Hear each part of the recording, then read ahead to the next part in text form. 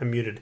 Okay, so hello everyone. I'll try that again. I am here with the Wild Beyond the Witchlight Platinum Edition box from Beetle and Grimm. And I just got home from work, and so this has been my first chance to really dig into it. So I thought, hey, rather than just dig into it on my own and have fun and explore, I thought I'd do it here on the stream. So if folks wanted to see what's in these Platinum Edition boxes, you get a chance to do so. We did this a while ago, officially for the podcast, for Descent into Avernus Platinum box. This one is not officially a podcast product. This is just one I got for myself because I'm really excited about the adventure, and this is a really cool thing to add, hopefully, to the adventure. So I don't know what I'm going to find. I don't know what all it's going to look like, but here we are. And Dar Jr. is here with me watching on the stream and in the chat. So hello, sir. It's good to see you again. If you are unfamiliar, these boxes are like gigantic, right? This is how it comes shipped. I've already stripped the shipping labels off of it, but it's a big old box. So I have gotten out the pocket knife. I'm gonna cut open that tape. Caution, packed by goblins. I don't think that said that on the Avernus box that I got. Maybe it did, and I was just too excited to notice.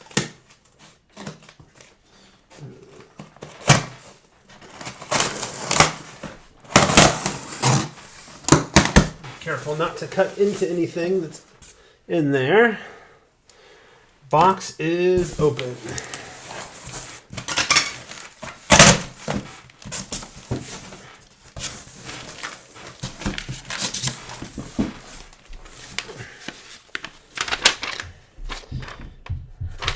Packing slip. So, and it sounds like I might be getting a helper. My youngest wanted to help out with this, but he needed to do his homework first. So it looks like he has finished his homework and he's come down to join. So there he is. Say hello. Hi. This is just a piece of cardboard that was put in there to make sure that I didn't cut into anything. Ooh, cardboard. Stop talking. Thank you. He likes to play with cardboard. He's got a giant tower of cardboard over here. So first thing I find as I open it up are what looks to be butterfly wings for the carnival. Here, can you throw the trash away? Yeah. It looks like Can you throw the trash away? Thank you. It looks like there's multiple. So you've got butterfly fairy wings to put on when you're role-playing the carnival, because of course everybody in the carnival has to wear their fairy wings. So there's 2, there's 3, there's 4. So that's cool. They've got little supports in there, so it looks like they'll hold up decently well. I am a little concerned because I have 5 players in my group, which means one of them, and myself as the DM, is not going to get butterfly wings. It looks like. So that's a thing. They're cool. I like the idea of using them as props. I think it's a fun idea. But I wanted 2 more. So there we are. I needed 6 if the DM and my players are all going to wear them. You set those aside? Yep. Alright, so what to dig into next? Big box. Let's go to the small section first. I'm a little confused by some of the small sections. So one, we have our plushie that goes with Wild Beyond the Witchlight with his own little sword on there. There we go. Nice. Set that aside. Get rid of that trash. Dar Jr. wore his butterfly wings the whole day when he was at Gamehole Con. I just wish I had more. At this point, I have to make a decision about which of my players gets to wear them and which of them doesn't. So, Icons of the Realms, Platinum Edition, Wild Beyond the Witchlight. I don't know what I'm going to find in this box. But it's taped up. Let me get out the pocket knife again.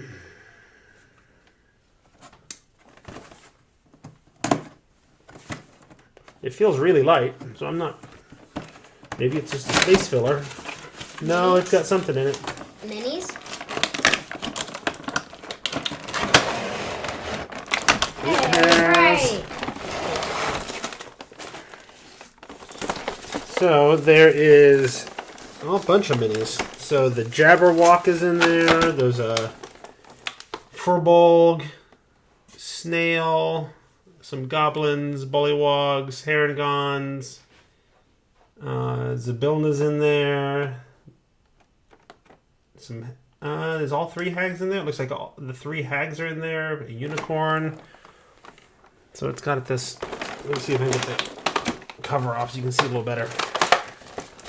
I'm hanging on to the back. The wings of the Jabberwock are attached on the back. So there we go. So I don't want those to fall off.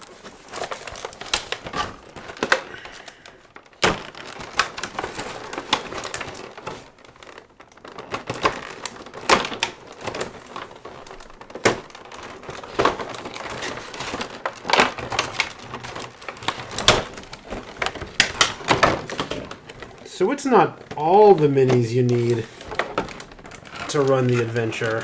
They're sitting in there fairly loose. It's not all the minis you need to run the adventure, but it's a lot of the more unique minis you need to run the adventure anyway. The Jabberwock, the Racing Snail, some of the fey creatures like the Herringon and the Hags.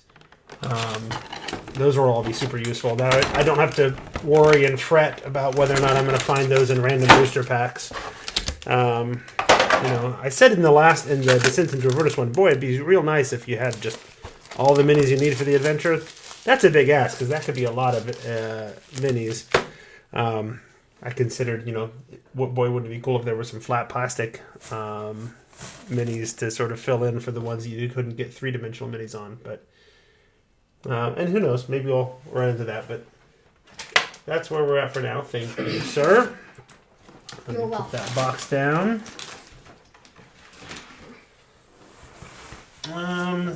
Let's dig into the maps next.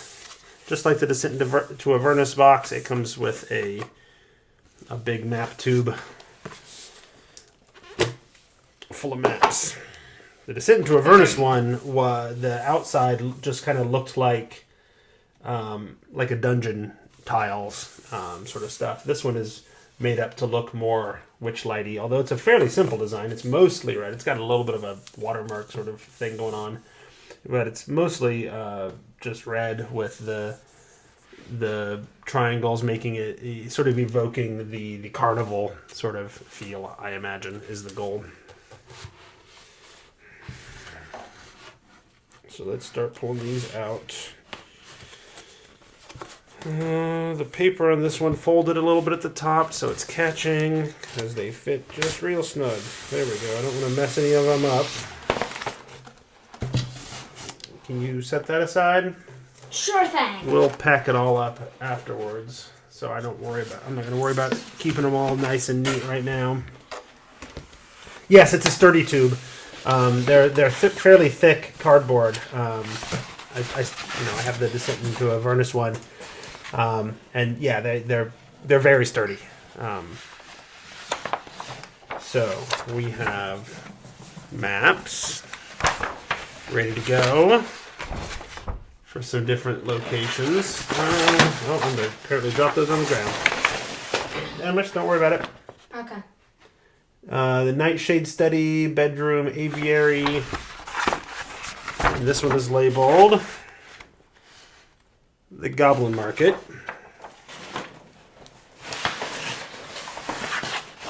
Next, we have the tollway on this side.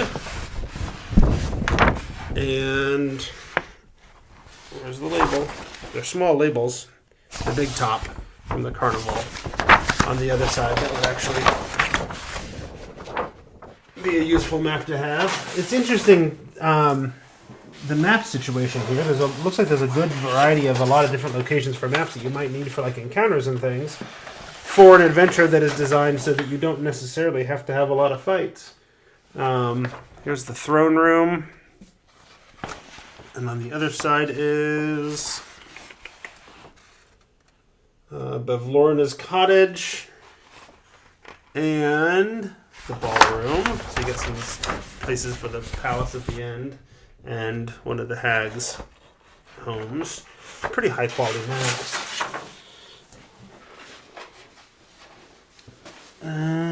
Now we're getting into that's cool. So this one's just one-sided, but it's not on. So these are sort of thick paper. This one is printed on like the pliable vinyl mats. So you've got the Domain of Prismeer map printed up on vinyl. That's a big deal to me. Like, I anticipated that they would have this kind of thing for the Carnival, and it kind of drives me a little bit crazy how much stuff there is focused on the Carnival and all the cool stuff for the Carnival, when the Carnival is like chapter 1 of 5. So I want a good map of the Carnival. It's useful. It comes up a lot, but it's only one chapter. So I'm glad they printed the nice map as the map that's going to get used the most because it covers 4 chapters of the adventure, whereas the Carnival map is once again back on the nice thick paper stock. And it's not one-sided. There's a map on the back of a location as well. The Orrery of Tragedies. So I think that was a really smart call. Daddy. So can you take this and set them aside, please? Yeah. Thank you. But for the map of the big place... Amaris? Yeah. Set them aside, please. Thank you. Okay, now we get into the big box itself. Those were all just the accessories that go along with this thing. Now we get out the big box. Take that cardboard piece away, thank you. Alright.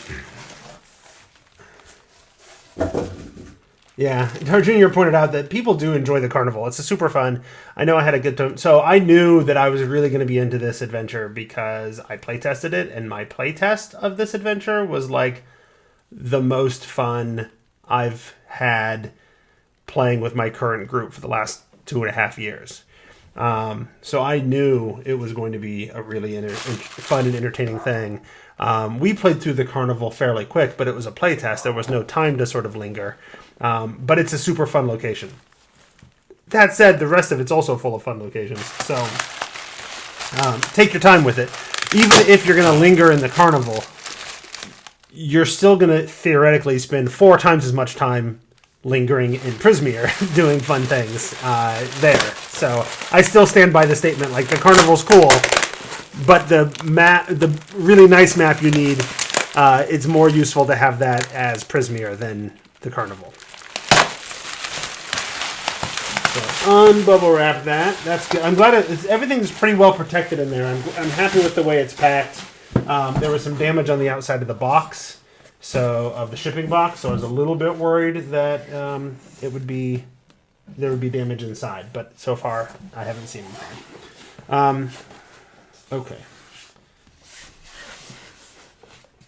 At first, I thought that it had a slipcase on it. Which is different than what the Avernus box had, but it does not. It just sort of looks like a slipcase, but it opens like this again. It's got magnets. It feels like there's magnets in each corner that holds that closed nice. You open it up. You got the little saying here. Tell me what is your heart's desire to introduce you to the adventure. Now, in the Avernus box, it came with a soul coin embedded in the cover. There's nothing embedded in the cover here. There is, however, I'll hold it up. In the Avernus box, there were sort of two compartments. So you had a bunch of stuff here and a bunch of stuff here. This has one compartment, but it also has a cool unicorn horn stuck in there. So let's go through. I found this to be way more useful in the Avernus box than I expected it to be. It's basically just an inventory. This is all the stuff that's in the box. And so that way I'd be like, wait a minute, what is this supposed to be? Oh, that's what this is supposed to be. And I could keep track of things and make sure that I have, or when I was in the middle of running Avernus, there were times where it's like, I think I have a handout for this. I don't remember if I have a handout for this.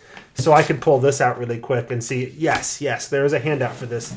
That was something I found useful when I ran the Avernus box, actually for him and his brother. So then, okay, we've got a folio, a folder full of all kinds of stuff. Little handouts, printed and aged, including in other languages. I'll have to look. I wonder if these are written in such a way that it's got it in one language on one side, and then it's in English on the other side. It looks like it might be, because the same symbol is used here, and it ends in end. And then that symbol, then this one ends in end, and that same symbol appears there. So it could be that that's what those are. 1, 2, 3, 4, 5 of these handouts. The adventure has a story tracker little sheet that you're supposed to be able to photocopy and track things. This comes with one that's laminated, so it's in color, but it's also I imagine dry or wet erase, so you could probably write on it and then erase it and run again. You have a race tracker for similar purposes when you're tracking the snail race. And so we can all keep track of who's going to win, although we all know it's going to be Shelley Moo. Not really. Shout out to Shelley. We have the unicorn carousel. Complete with the various pieces, the blanks to fill in, so you can hand them that as the puzzle, so they don't have to just sort of write things down and try to figure out what the heck is going on. All these are both blank on the other side, so they're just one-time handouts, that way there's no temptation of the players to like sneak a peek at the back and figure out what might be coming on.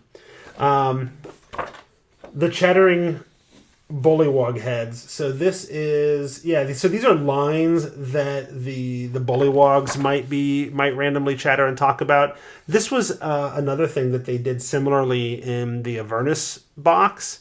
The adventure didn't have this, but they created their own and added it. It was in the Avernus one. It was the red caps. It was just a bunch of things the red caps might say and do, and lines they might say, or jokes they might tell, or whatever, or things they might tell the characters they have to do to get into Fort Knucklebone.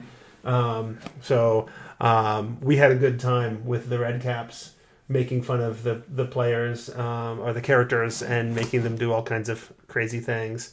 Like singing and what have you. Not all of that came from the adventure itself. A lot of it came from this similar sort of sheet that they've provided for Witchlight for the bullywogs. Hey, Eric's joined us too. Hi, Eric. All right, then you have individual smaller maps of different places. So you've got a handout with the maps for Yawn. The back is not in fact blank here. It's got a spot. It's just labeled area notes. So the intention is that you would be able to scribble your notes and things on there about that location. I assume there'll be similar things with other locations, although the next two are the palace at the end of the adventure, the Palace of Heart's Desire, with the maps. And these are the kinds of thing, because a lot of, although I was going to say, this would be the kind of thing that I as a DM might use to track things, but it might actually be, I don't know. I don't know whether I would use this with the players, like hand these to the players to use, or not. Because on one hand, it shows places they haven't been, so maybe I wouldn't. On the other hand, that's clearly what it's meant for, because they're not labeled. The rooms and locations aren't labeled, so it's not like a DM reference. I don't know. I might be tempted to, like, I don't know, cut out perfectly shaped sticky notes to cover different rooms and let them uncover them as they explore different areas. Because I don't see it showing, like, any secret rooms, secret doors or anything. So it might be, yeah. I think with a good set of Post-it notes, maybe it would be useful for that. Bavlorna's Cottage, same thing, because like the battle maps that are provided don't cover every location because they're not likely to have. Eric points out, unless they get access to a map and then they can get the whole thing. That's true. I don't remember that being a thing, but I only play tested a couple of chapters, so I don't know. Maybe it is and I missed it. But as I was saying, you're not likely to have big combat encounters in any given location, or even most given locations. So they have battle maps for those locations you might, and then you can use these maps to sort of navigate everything else. And they've even got the squares on them so you can track them. Although, yeah, I am not a fan of 1 square equals 10 feet. I know it's a long time tradition in D&D, but it's dumb. So you have Loon Lurch map to hand out. You've got, and now we get into the specific regions. We already saw Yawn, so there's Hither, there's Thither. And then you get to some more specific location maps. Downfall and Motherhorn. I think about these maps and I'm like, well, this will be super useful for this adventure. They didn't do that, all these little maps like this for Descent into Avernus, but Descent into Avernus, like, locations that were mapped out were generally combat locations. So maps like this would have had, let's say, more limited usefulness. Instead, they provided little maps like this that go together to form certain smaller encounter locations, like in the Dungeon of the Dead 3, there were small location maps like that. Right, Emerus? Yeah. Stop staring. Okay. Okay, go set that aside for me, please. Okay. Then we have the DM screen. I was curious about this. So with Avernus, they had 2 DM screens, one of which was Baldur's Gate specific and one of which was Avernus specific. And I'm like, oh, they could probably kind of do the same thing here, right? They could have a Carnival DM screen and then a Prismeer DM screen. But I didn't find it particularly, I don't know. Similarly, Descent into Avernus is set up in such a way that the first chapter is Baldur's Gate. In this one, the first chapter is the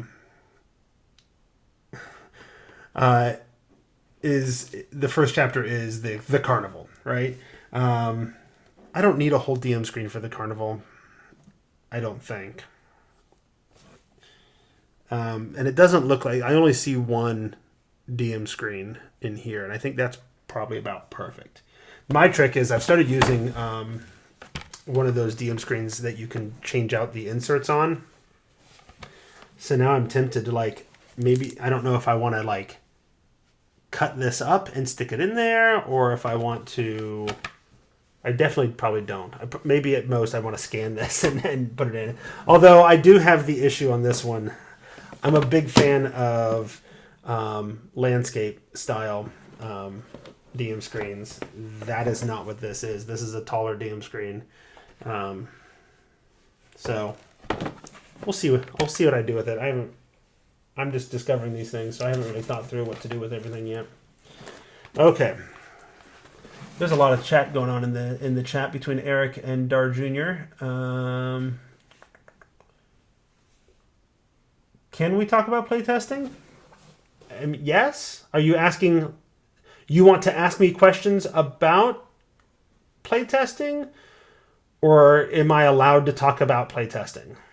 I'm allowed to talk about playtesting now that the adventure is out, at least to some degree.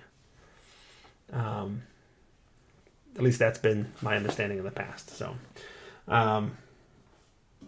which modular DM screen do I have? I don't remember the name of it now.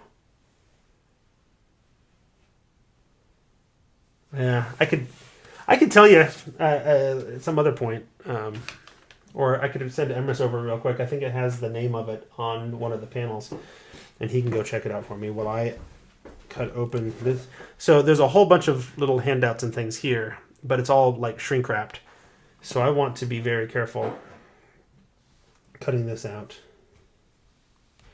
Eric says he doesn't like DM screens.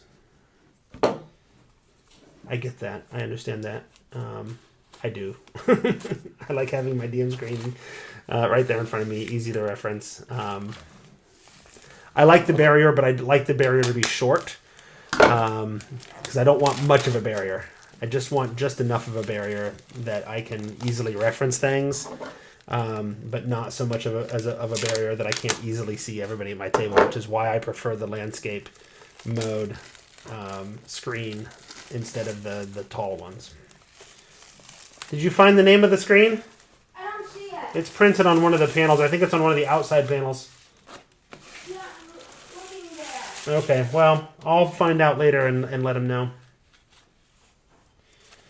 So, you have your Carnival tickets, of which there are 5. So there's 5 Carnival tickets, but only 4 fairy wings to wear. The Carnival tickets are also interestingly set up so that they're perforated.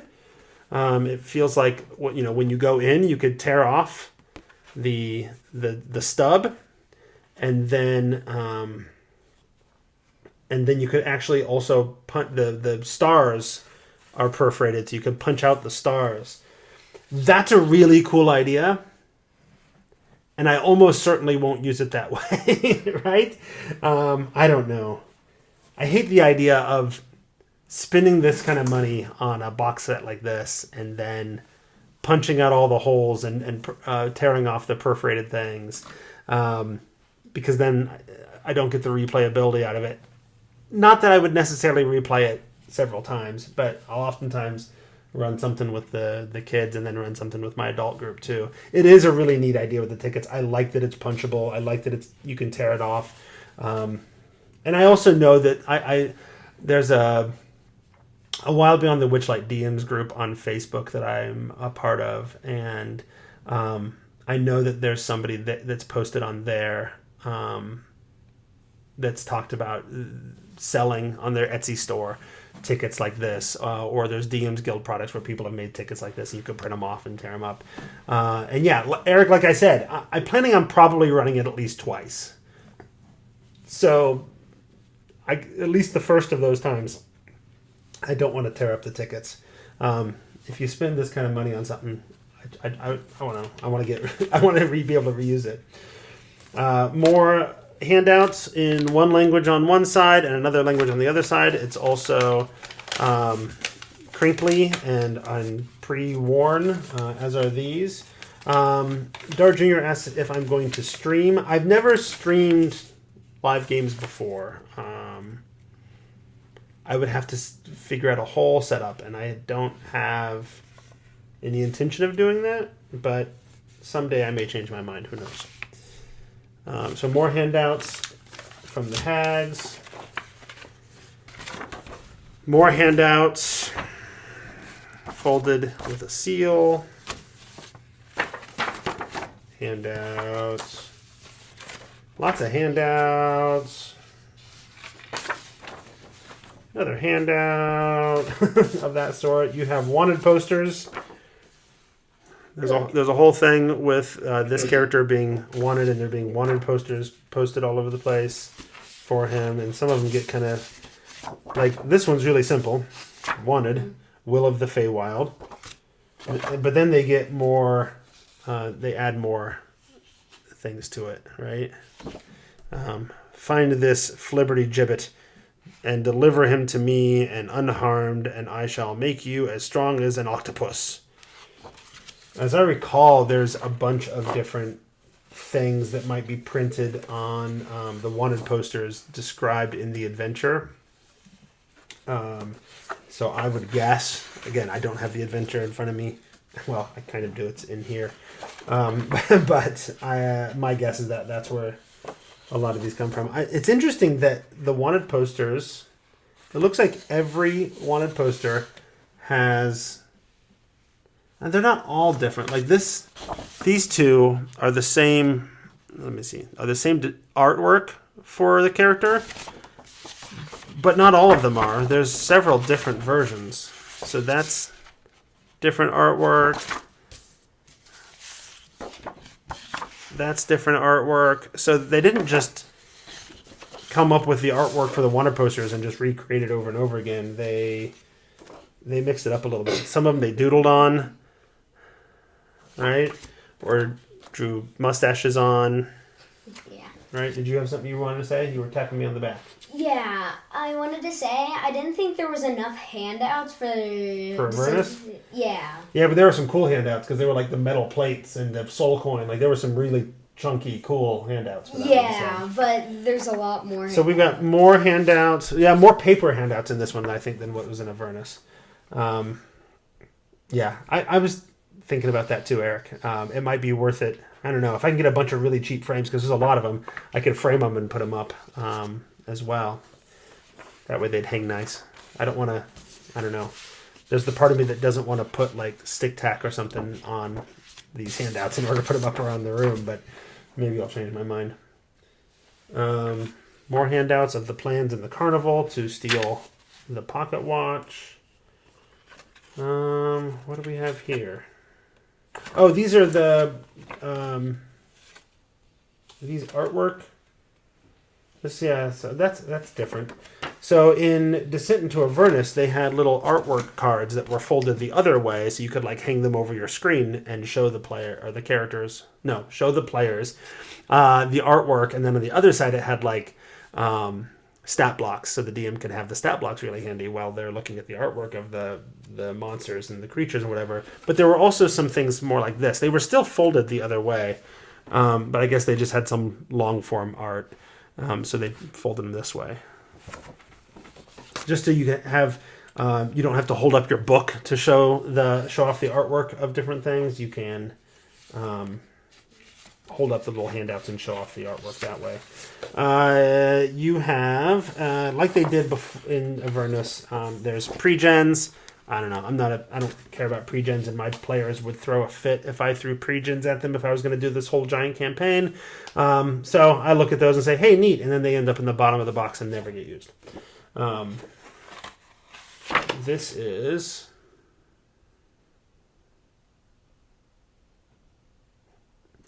Oh.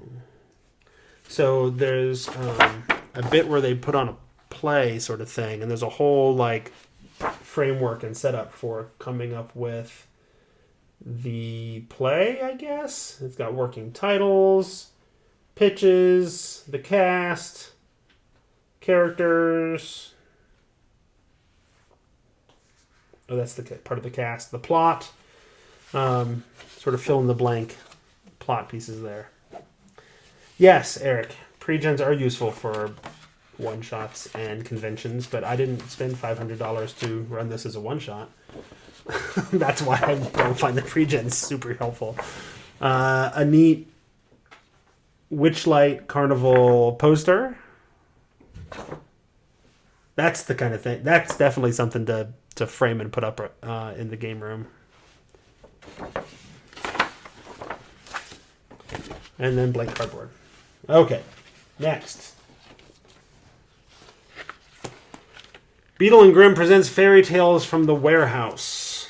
Is this So in the Avernus book, they had they had several sort of extra bonus encounters. They were each their own little like 2-page, one sheet of paper folded sort of handouts, and it had art on one side, and then just a 2-page spread of here's a little encounter you can throw in that's not part of the adventure, that just sort of adds a little bit here and there, or a little extra fun thing to do. Like there was a big race for the Infernal War Machines in Avernus, and so there's stuff like that. It looks like that is what this is as well, only they put them all in their own little booklet, so they're not floating around, which is probably a good call.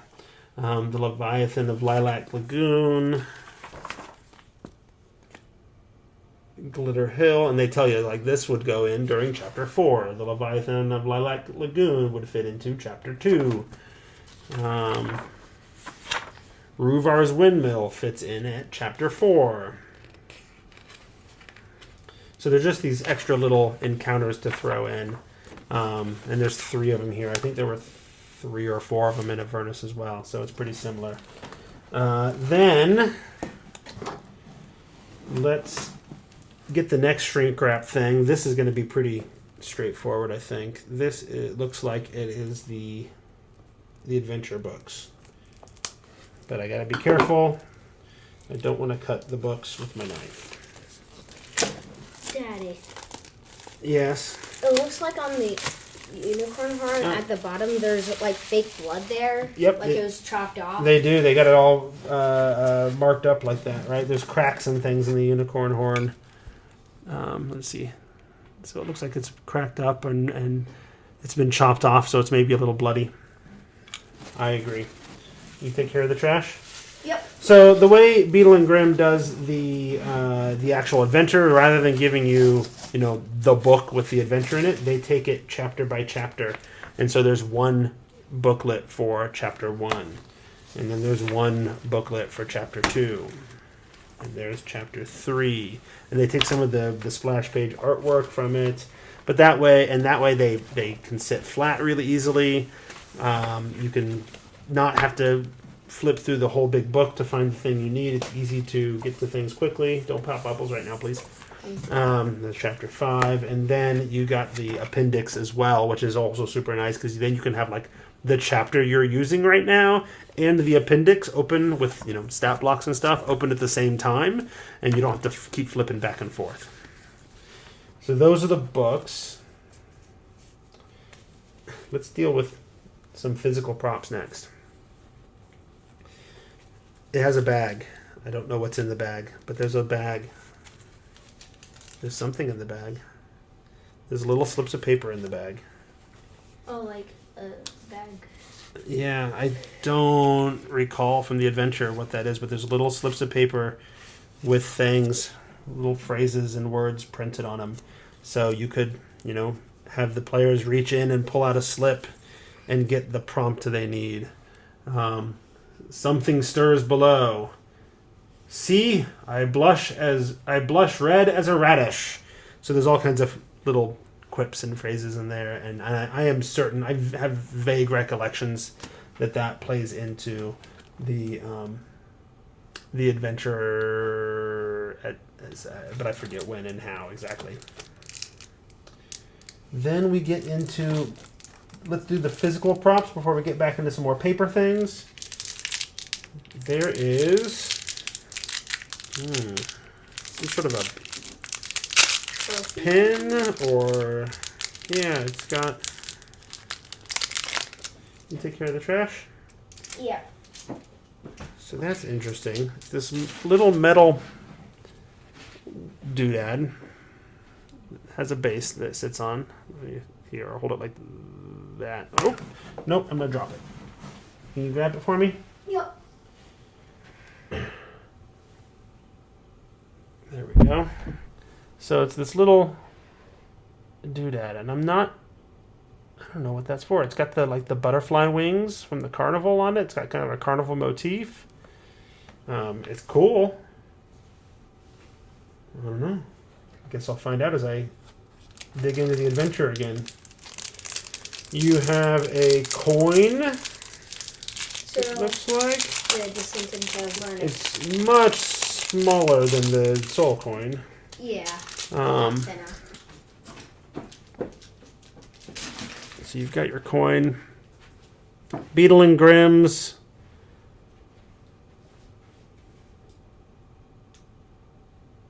Factum. Perfecto. Premium. And then in the back, so it's, I wonder if it's just basically like a platinum edition challenge coin, if they're doing little challenge coins to go along with their boxes these days. And then you got a pin Kind of as well. like the Storm Knight pins. Kind of like, yeah, not the Storm Knights, the Hell Riders. Yeah. Like the Hell Rider pins from the Avernus box. Yeah. Okay, so those look like that covers all the physical props. Let's dig into this next. There's a few more things here.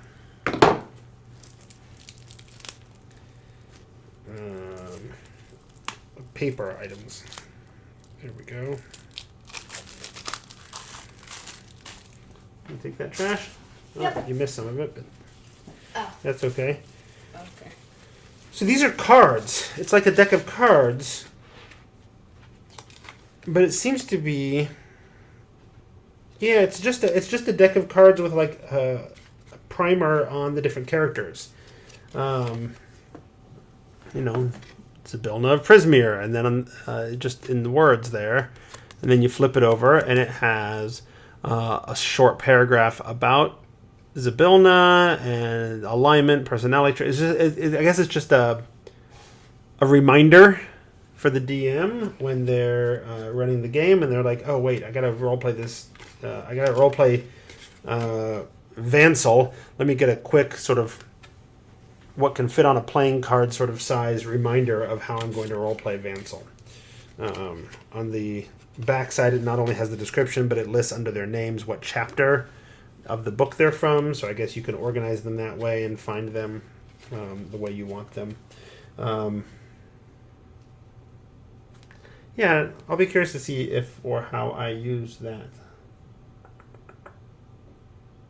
Yeah. I could definitely see using it. I do kind of wish, and I think we're going to get to the different character art in a second. I kind of wish I could, if it had like their name and a picture of them or something that I could use as a quick reference, so they could see, the players could see the person while I'm role playing them. But we'll have the art other places. And then there's an actual deck box with a deck of cards in here as well. What is in here? It's items. They did that. They did that with the Avernus box too, except it wasn't ready yet and it came late, and they were square instead of card shaped, and they didn't fit into a deck box like this. It's a big card shape, and you can see some of them have artwork on them, and some of them don't, just depending on whether or not Wizards officially published artwork for it, I suspect. And then on the back, they've got the actual descriptor of the item. What I'll be curious about is whether it is more or less thorough than the Avernus set was. I felt like in the Descent into Avernus box, there were things that I needed stat blocks for and didn't have, or I wanted to be able to give them the handout, but like it was the Shield of the Hidden Lord, and they didn't necessarily know what all the powers were yet, so I didn't want to like spoiler it by giving them the handout. So a couple more shrink wrap things that looks like they're mostly full of artwork. It has well. So let's dig into that.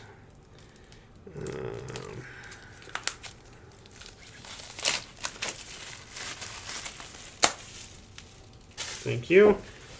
No problemo. So these are just, these are the like I talked about before. Put that down, please.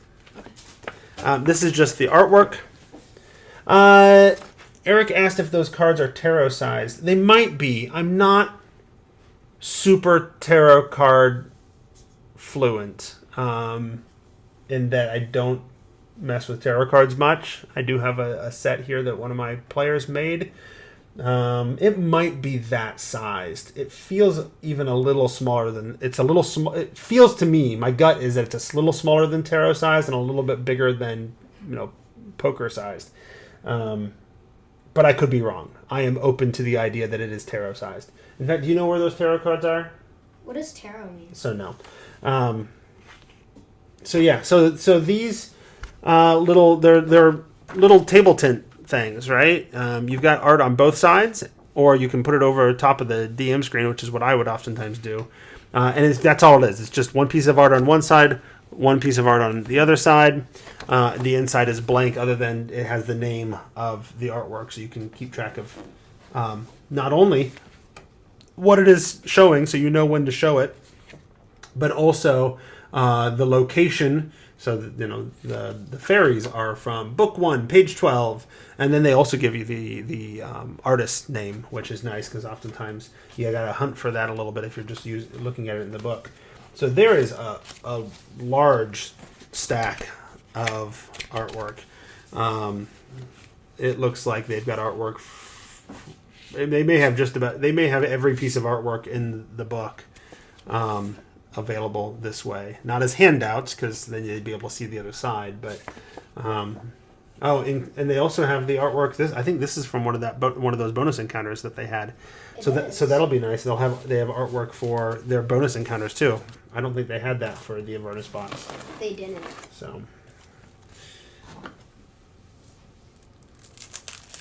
And then this is the last thing to show you.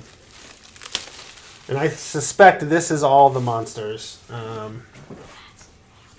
So, monster art on one side, blank in the middle, stat block on the other side. So I can dangle this off of my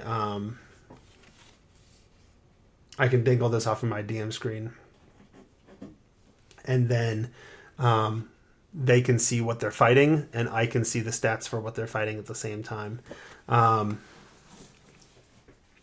I used these a lot as a visual reference when I ran Descent into Avernus. I found it useful to have the stat block there, but I don't feel like they had every monster from Descent into Avernus that you needed.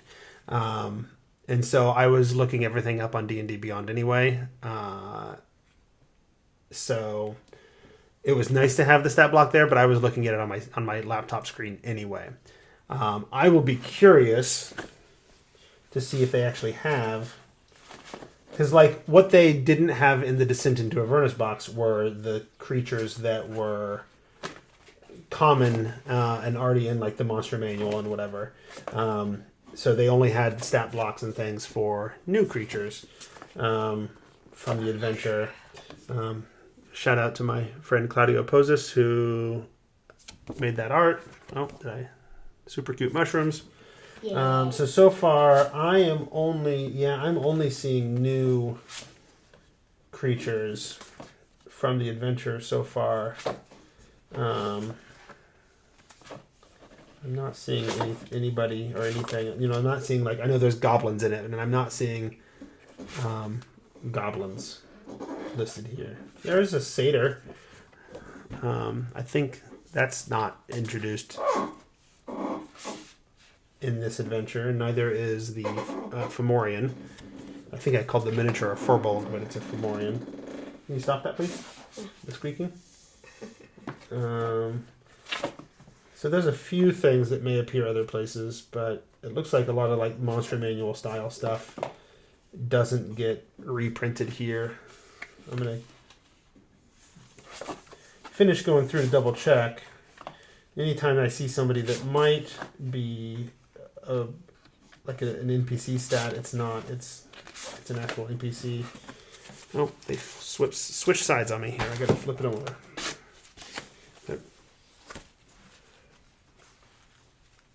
I do. Here, maybe I'll flip them this way so you all can see them. I think it's all the creatures, the new creatures from the adventure. Careful, please. Okay.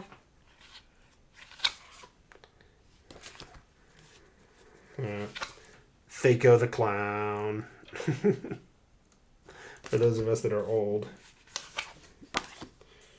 This is the character that I think probably has to be my new cosplay goals, right? I've already got the hairstyle down. I'm working on the beard. I just need to find somebody who can sell me a giant a cloak with a giant collar on it like that. That's a specific NPC. It's a huge treasure trove of art. You are correct. I am Samuth.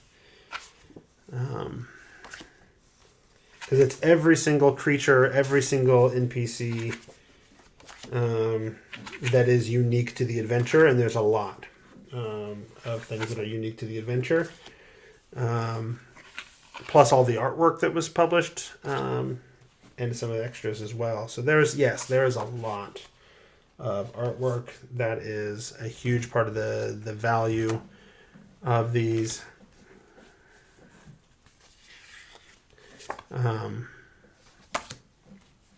Of these boxes, because you end up with all these really cool sort of art pieces. You know, there's a lot of cool art that goes into a lot of D&D products, and the biggest downside of all of them is, now I've got this cool art, but it's a pain to show it to my players because I either got to like hold up my laptop or pull it up on my iPad or show them the book that I'm running the adventure from, and none of that is ideal. We got the red caps back from Descent into Avernus. There's a direct overlap there. Yay. Pixies. There's a Monster Manual character or creature. Mr. Light.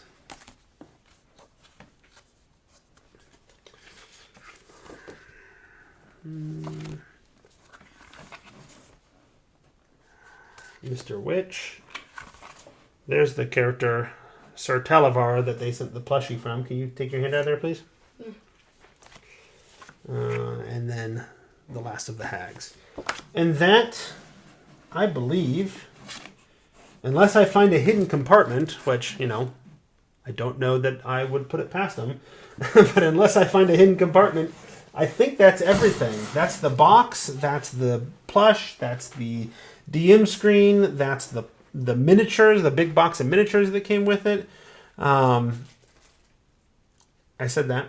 And that's the fairy wings. There is a lot that went into this. I haven't had a chance to really unpack it and think about it very much at this point.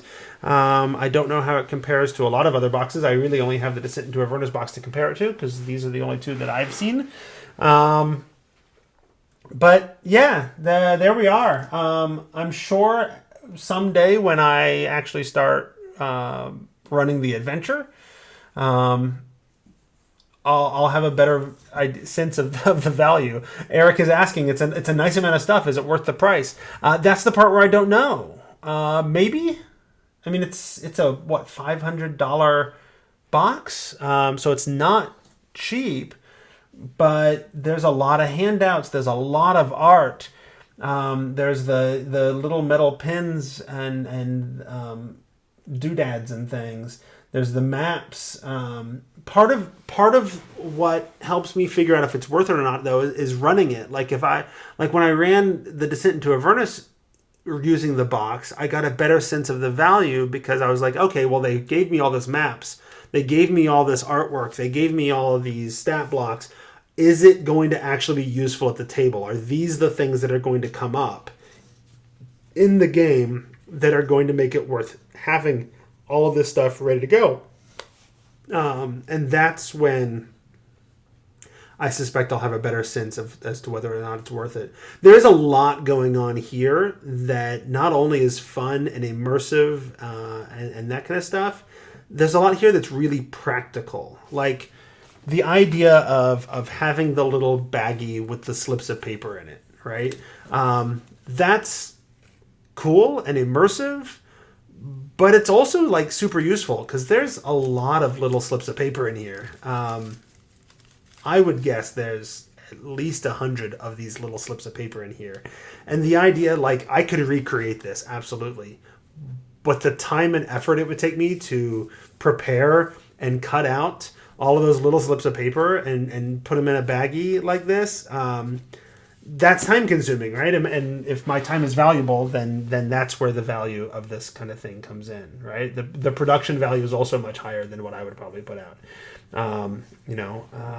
So is it worth it? I don't know, maybe. I think it's cool. I think the adventure is super awesome, and so I wanted to be able to create as immersive of an experience as possible, and so that's why I splurged a little bit in this. Yeah, and I think that's okay. I think if it brings me happiness and joy, then I'm okay with paying the kind of money, and hopefully it brings happiness and joy and a good experience to a couple of different potential groups of players. One of the things that I've noticed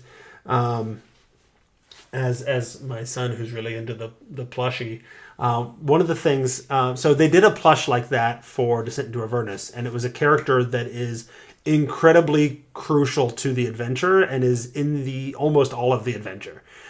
This plush represents a character that is not in most of the adventure. He appears, he does a thing, he's around maybe for a bit, but he's not around for very long. He doesn't even cover an entire chapter. But it's kind of cool, right? But then I saw that there is a company, and it might even be WizKids or some connected company thereof, that published a bunch of other plush creatures, like a baby displacer beast and that kind of stuff, and those and one of the Herongon characters from this adventure. And I'm like, oh, those, if it was not just a plush but like a series of 4 or 5 plushes that you could exchange out as that character came up, that'd be a cool little thing to add. I don't know, this plush is cool, but I don't feel like it has the same impact. Put that back, please. Okay. I don't feel like it has the same impact that the Lulu plush had from Descent into Avernus, just because I don't expect Sir Taliver to actually be around in the campaign for that long. Anyway, that took an hour to go through the entire box. That is also a testament to just how much is in the box. So I hope some people find that useful, and some people find that meaningful. And if you have questions, you can find me. I am on Twitter. I am at Squatch, SQUACH. I also run the Tome Show podcast, so you can find me at the Tome Show on Twitter, or you can email thetomeshow@gmail.com, or go to thetomeshow.com and find the podcast, and there's lots of ways to reach out to me there. So if you have questions about what's in here, or anything else, or you just want to chat, those are ways to get a hold of me. Thanks for those of you that popped on the stream, and for those of you that watched later. I hope this was meaningful. Bye. Say goodbye. Bye.